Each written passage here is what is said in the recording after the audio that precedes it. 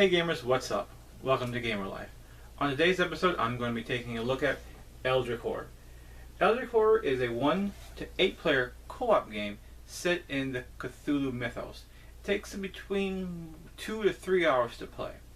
In this game, you play as investigators trying to stop the Ancient One from waking up and devouring the world. Now this is somewhat of a sequel / successor to Arkham Horror, which was my first co-op board game that I ever played. So let's take a look and I'll tell you what I think. So here we have Eldritch Horror setup. Now as you can tell, there's a lot of stuff in this game. A lot of cards, a lot of cardboard. Now keep in mind, I want you to keep in mind that my copy of Eldritch Horror also includes the first expansion, the Forsaken Lore expansion. Now, it is in my opinion that this expansion was intended to be a part of the base game, but for whatever reason they didn't include it, probably so they could sell it an expansion to make more money. But after playing it without the expansion and then the rest of the plays playing with the expansion, the gameplay is better with the expansion. So I strongly recommend, if you're going to buy Eldritch Horror, buy the Forsaken Lore expansion one time also.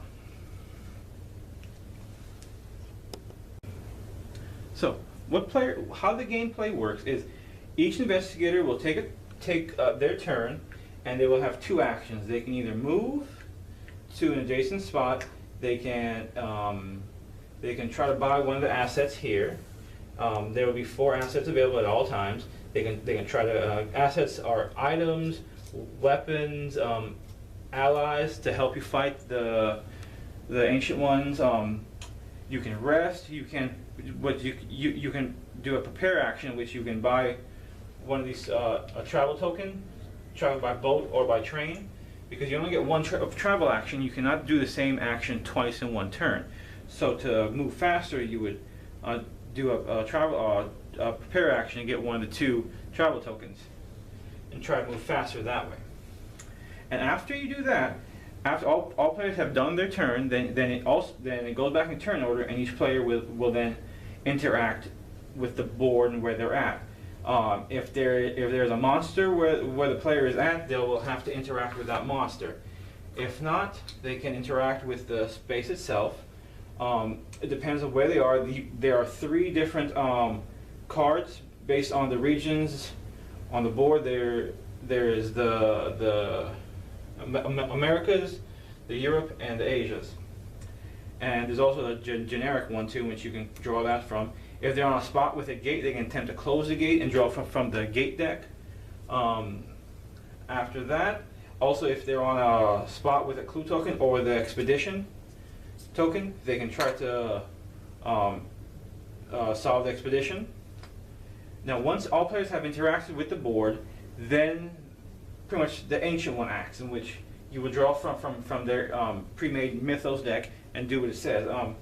Each one of those cards have something different inside based on what they have in the top corner here.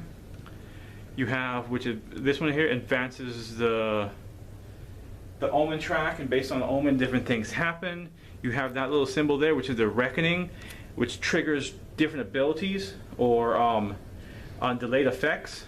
And then that one right there spawns more gates. There are other icons, such as this one here, which spawns clue tokens. Let me see, that spawn 2 clue tokens, or spawn monsters. And after you do that, the turn ends, and then the next star player will then start his turn, and you keep on doing it until all investigators either solve 3 mysteries or they lose in very different ways. And that, in a nutshell, is Eldritch Horror. So let me start off by saying I really like Eldritch Horror. First off, the components are really good. The artwork is excellent. There's a ton of stuff you get in this box.